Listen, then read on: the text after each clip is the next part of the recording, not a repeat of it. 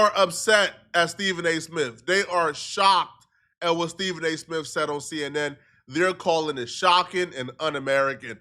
Now, for a lot of us on this channel who know Stephen A. Smith, nothing Stephen A. Smith said on CNN was shocking to me. Is right on brand with what Stephen A. Smith stands for. To be honest, I have no problem with Stephen A. Smith. I think Stephen A. Smith is entertaining. I watch Stephen A. Smith. Am I going to Stephen A. Smith for my politics? Absolutely not. No chance in hell. Okay? Now, people like Van Lathan and other podcasts, they are upset at Stephen A. Smith and they're eviscerating Stephen A. Smith on their own platforms, which we will get to after seeing what Stephen A. Smith said on CNN last night. I am incredibly alarmed by what appears to be our First Amendment rights being attacked. This is what I do for a living. I don't like that.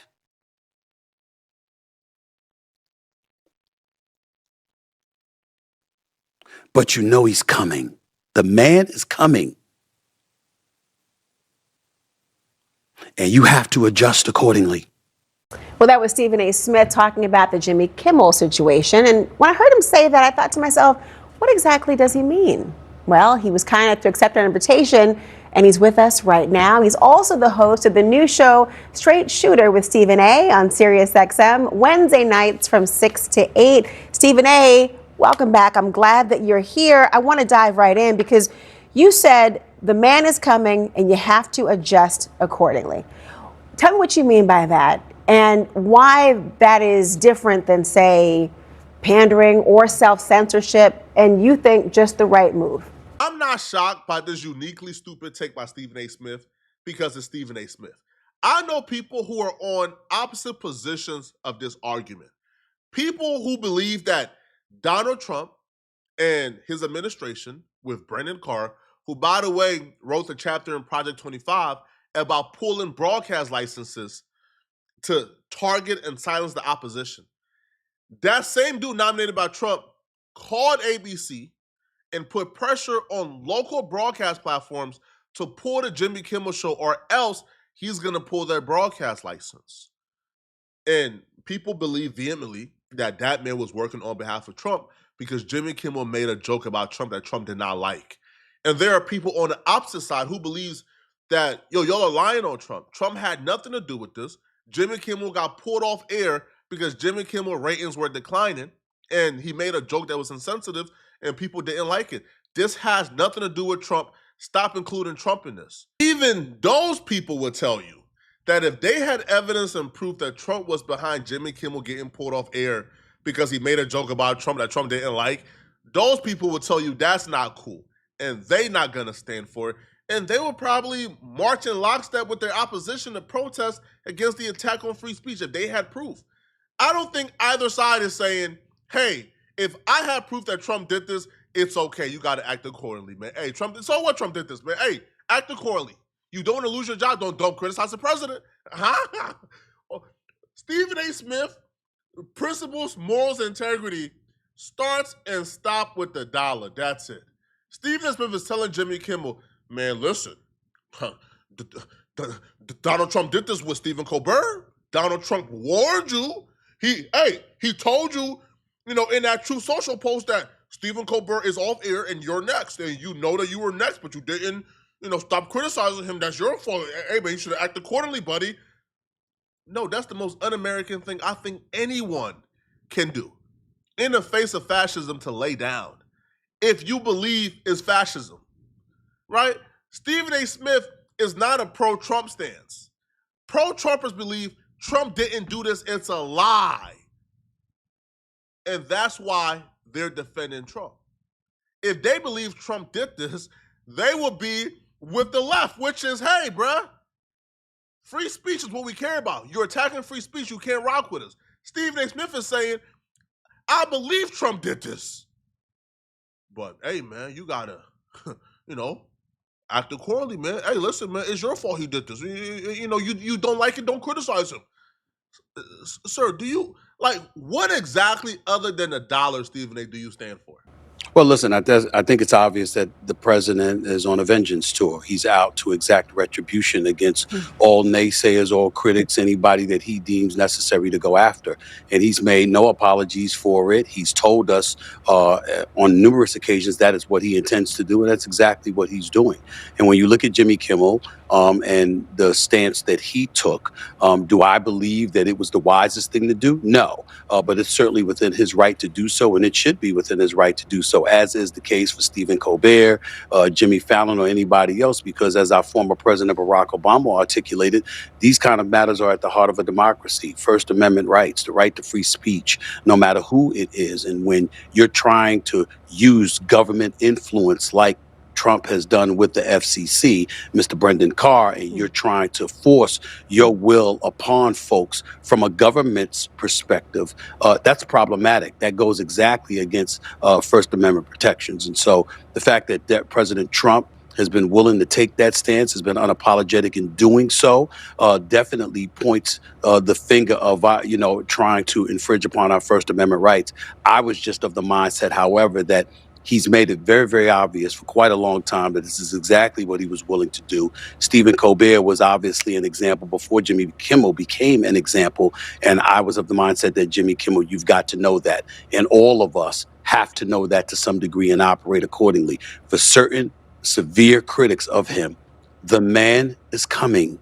He's not playing around. He's unapologetic about the retribution he's willing to exact against anybody. You don't get to where Stephen A. Smith is at without kissing a boot. You don't get a 9-figure deal from an infrastructure like ESPN without being willing to submit, kiss the boot, and be subservient. This is just how life works. They're not giving you 9 figures for no reason. Stephen A. Smith is speaking from his own personal experience, right? Kissing the boot, acting accordingly will get you further, but that's not the American way. Even if you believe that Trump did not do this, you have a right to protect that idea. You should argue that and protect that. But the minute you get evidence that he did do it, or you get evidence that changed your mind, then you should not be on the stance of, man, I like Trump, so what? Y'all should know better, man. Act accordingly. No, hell no. No. It should always be, if Trump did this, we on him. But I don't think Trump did it. Stephen A. Smith is saying, man, I know he did it from Stephen A. Smith's perspective. I know he did it, but so what? You had a comment, act accordingly, kiss the boot. Are you out of your mind? Now, Van Lathan and Rachel Lindsay did a brilliant job at tackling this, and here's what Van Lathan had to say. In the right way. I don't think minimizing black women. I'll give it to Van Jones. He's consistent. Tough. All right. More OG and Stephen A. Smith. For certain severe critics of him, the man is coming. He's not playing around. He's unapologetic about the retribution he's willing to exact against anybody he deems harmful to his ego, his psyche, his presidency, in his own way that he may choose to materialize it. But what does that mean then? Hold on. I want you to, but you said know this and operate accordingly. Shout out to Laura, by the way, Laura Coates. Yeah, she's great. I want to say something to you guys. Don't listen to that. Don't listen to none of that. Do not listen to that. I want you to think of anybody ever that you've respected. Think about Tubman, King, Chisholm, Baldwin, X, Evers, Baker, Rustin, whoever it is, think about the people that you've respected and the way they reacted to the American political reality. They never acted accordingly. They acted how they had to. What they were able to do was analyze the moment that they were in and then meet that moment. Meet that moment. Analyze the danger. Analyze the precarious situation that they're in and then meet it and put something on the line. Acting accordingly in the situation can only be interpreted as don't talk too loud. Massa is mad. I love Malcolm X speeches because Malcolm X, his speeches like are the most quotable speeches of all time. Like you walk away from a Malcolm X speech with at least one quotable.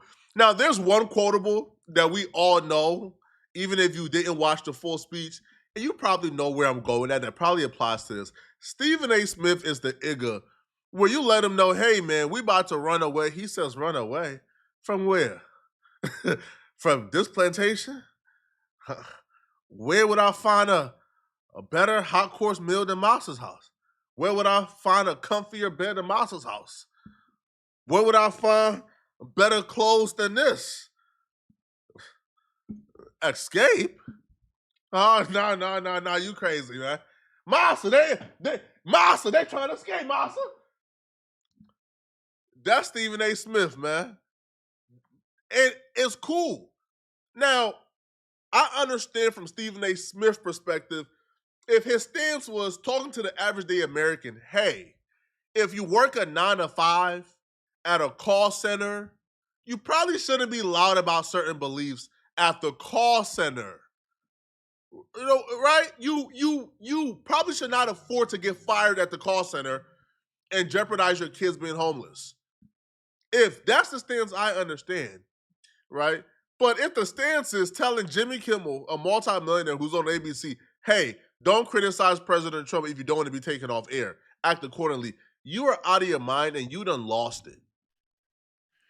Do not listen to that. I'm not going to get into making pejoratives about people, insulting people. I'm telling you right now that if you do, as prescribed by Stephen A. Smith in that statement, what you are giving way to is a new and reinforced way of life. What you are saying is that it is okay. You're saying that everything that could happen to you because one person or one group or one wing of this is mad or upset or ready to rumble, you're saying you won't fight. You're saying that the better thing than fighting it or talking about it is to acquiesce to it, because if you lay real still, it'll be over soon. Do not listen to that. Ooh. That right there is part of the plan. It's part of the plan. I'm not telling you to take to the streets. I'm telling you to donate to somebody that's taken to the streets. I'm not telling you to run for office. I'm telling you to vote. I'm not telling you you have to be the change in your cubicle where you are. I am telling you that you have to recognize that change is needed. And you cannot do that if you turn your voice down at the time when it is needed most. Don't listen to him.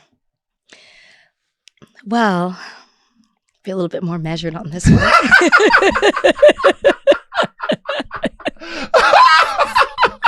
No. For real.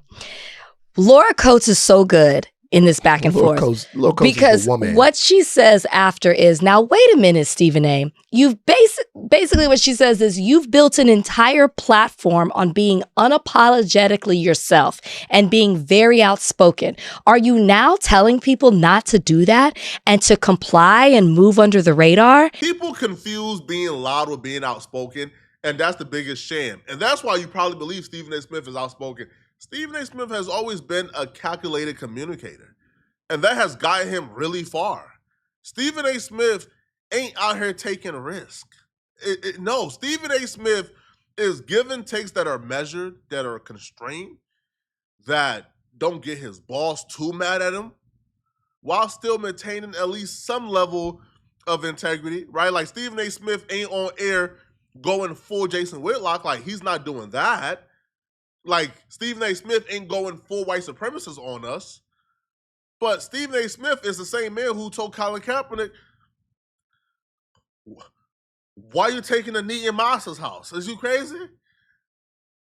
Huh? You taking a stance against Boss Man?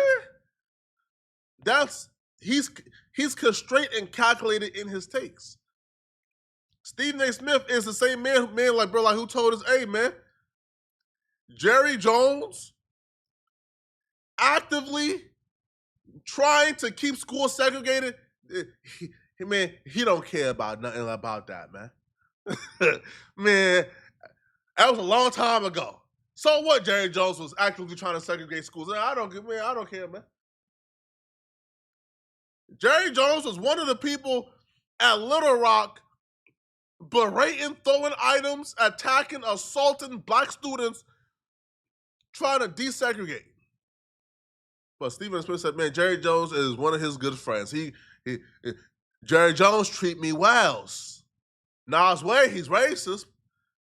Man, come on, man. Y'all let me know, bro. What y'all think about this, man? All right, y'all think Stephen A. Smith cooking or he tripping? Let me know. And if you're still watching, click on this video right here somewhere on my screen, here to find out how Houston PD is apparently trying to cover up how this serial killer murdered this black girl. And apparently they're trying to say that, you know, she did it herself, right? Even though she was found in the bottom of a lake. Let me know in the comment section what you guys think, all right? And if you're still watching, click on this video here. I'm out of here, folks. Peace.